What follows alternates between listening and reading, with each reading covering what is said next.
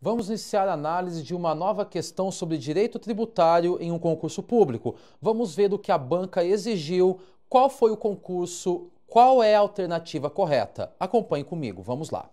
Nós temos um concurso que foi para analista instrumental fiscal tributário da Prefeitura de Rondonópolis, no Mato Grosso. A banca foi a UFMT e o ano do concurso 2019. Diz assim o enunciado: em relação à instituição e cobrança do Imposto Territorial Rural, é correto afirmar. Vejam que o foco, então, é o ITR.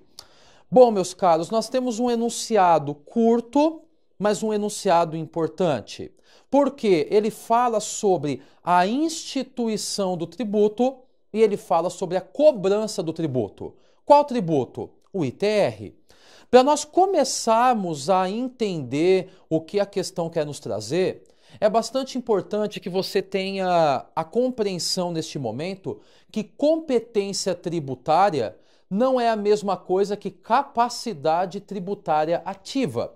Isso está bastante claro no artigo 7º do CTN. Por quê? O artigo 7º, ele deixa claro que a competência tributária é indelegável. Então vamos pegar aqui um exemplo, sem entrar ainda no mérito da questão.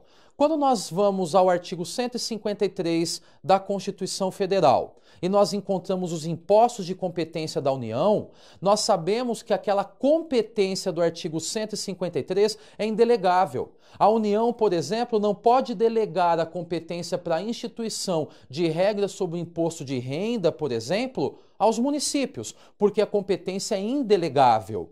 Todavia, a capacidade tributária ativa de cobrar e fiscalizar pode ser delegado a um outro ente. Então vejam a importância: a competência indelegável, mas a capacidade tributária ativa de cobrar e fiscalizar pode ser efetivamente delegada.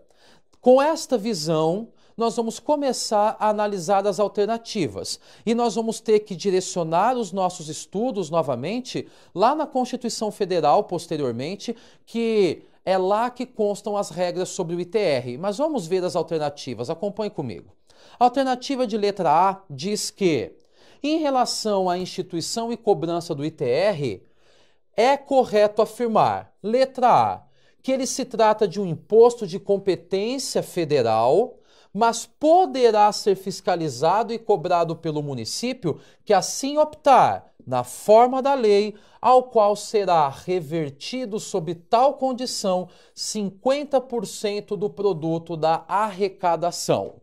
Alternativa de letra B: poderá ser fiscalizado e cobrado pelo município, através de delegação pela União de sua capacidade tributária ativa, desde que não implique redução do imposto ou qualquer outra forma de renúncia fiscal.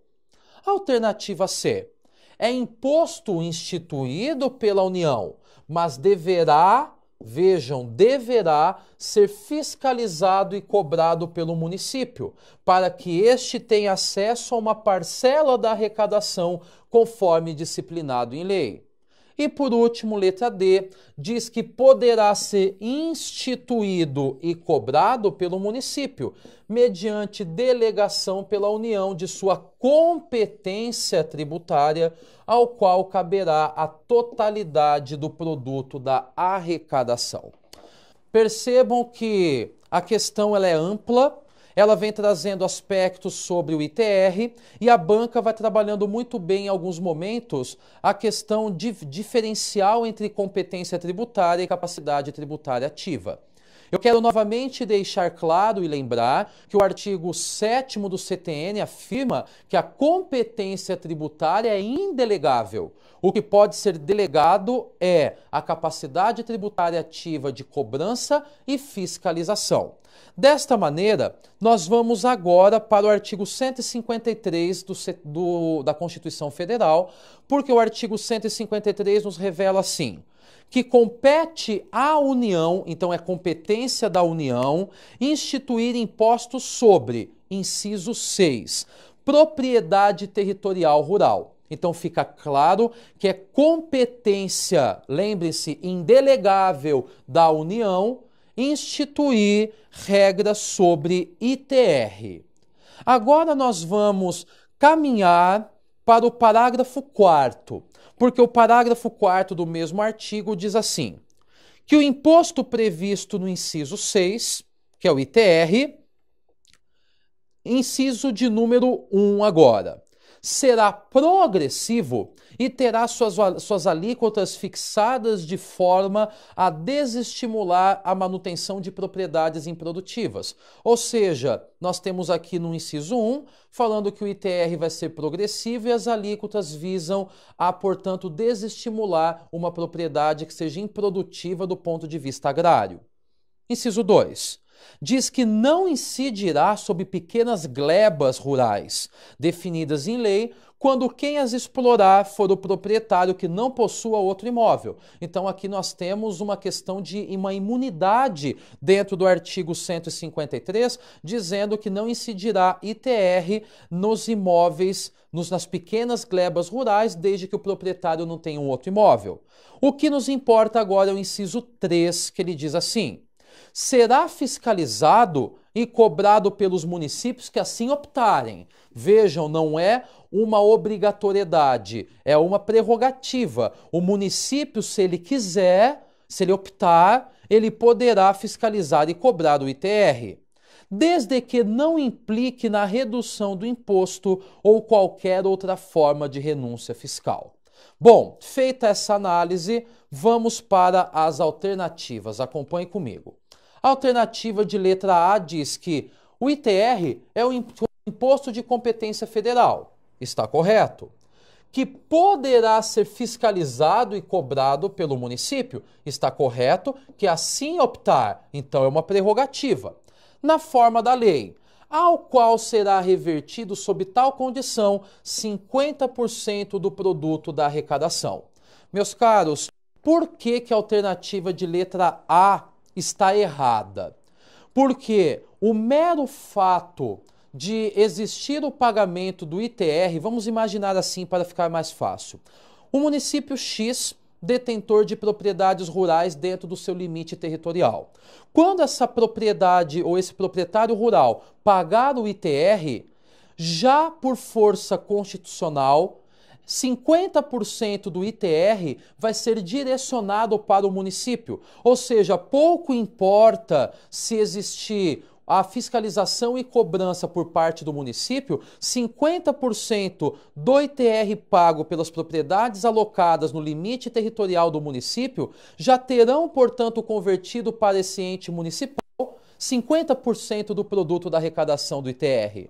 Ou seja, não é pelo fato de optar por cobrar e fiscalizar que haverá 50% revertido. 50% já é do município. Agora, quando o município ele opta por cobrar e fiscalizar, ele passa a ter direito à totalidade de 100% da arrecadação. Então, por isso, voltando à alternativa, aqui nós não teríamos 50%, mas seria 100% da arrecadação seria do município. Então, por isso, a alternativa está errada.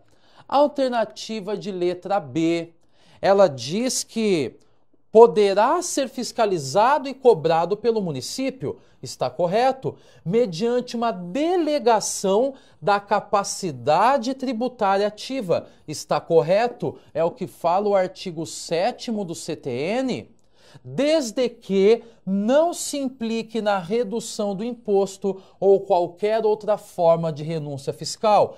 Essa aqui é a alternativa correta. E correta por quê, meus caros?